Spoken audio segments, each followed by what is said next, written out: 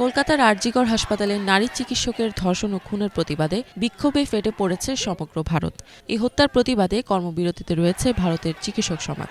প্রায় ৫৫,০০০ হাসপাতালে কর্মবিরতি পালন করছেন চিকিৎসকরা।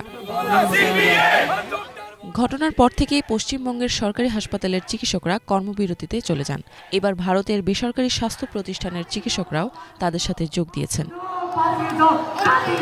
শুধুমাত্র জরুরি বিভাগ ছাড়া হাসপাতালের অন্যান্য কার্যক্রম বন্ধ রয়েছে। এমনকি খুব ইমার্জেন্সি ছাড়া সার্জারি করাও বন্ধ রাখা হয়। ভারতের চিকিৎসক এবং স্বাস্থ্যকর্মীদের নিরাপত্তার দাবিতে দেশজুড়ে শনিবার সার্বিক কর্মবিরতি পালন করেছে চিকিৎসকদের সবচেয়ে বড় সংগঠন আইএমএ।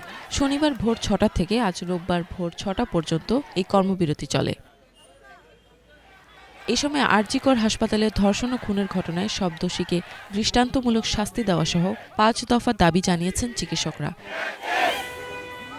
ওদিকে সরকারি হাসপাতালে কর্মবিরতি অব্যাহত থাকায় সবচেয়ে বেশি ক্ষতির সম্মুখীন হন রোগীরা। বেসরকারি হাসপাতালে চিকিৎসা করানোর সামর্থ্য নেই। এই অবস্থায় এমন রোগীদের সংকট আরও বৃদ্ধি পেয়েছে। ইফা জাহান, বাংলা ভিশন।